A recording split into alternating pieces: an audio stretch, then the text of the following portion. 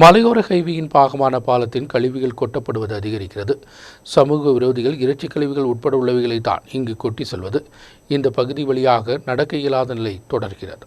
ஐயப்பன் கோயில் உப்புத்தரை பஞ்சாயத்துகளின் எல்லையை பங்கிடக்கூடிய பாலத்தை மையமாக வைத்தான் கழிவுகள் கொட்டப்படுவது. மலையோர ஹைவேயின் பாகமாகத்தான் சமூக விரோதிகள் இரவின் மறைவில் கழிவுகளை கொட்டுவது. இறைச்சி கழிவுகள், மீன் உட்பட உள்ளவைகள் தான் இங்கு கொட்டப்படுவது. இந்த பகுதியில் எழக்கூடிய துர்நாற்றம் இதன் வழியாக கடந்து செல்ல இயலாத நிலையை ஏற்படுத்துகிறது.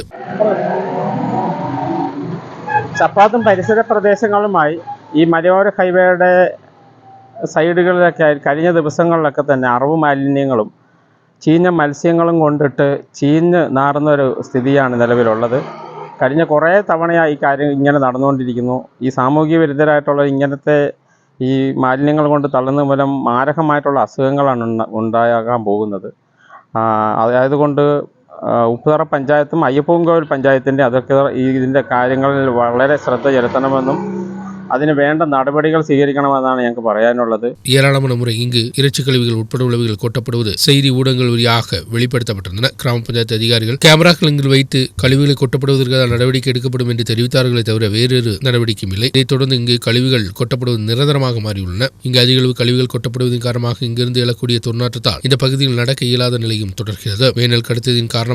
வேனல் அதிகரித்ததின் காரணமாக மழை பெய்யாததின் காரணமாக தண்ணீர்கள் எல்லாம் தற்பொழுது வற்றி வந்த நிலையில் இதில் கழிவுகள் கலப்பதும் மிகப்பெரிய துயரத்திற்கு காரணம். நியூஸ் பீரோ ராஜகுமாரி.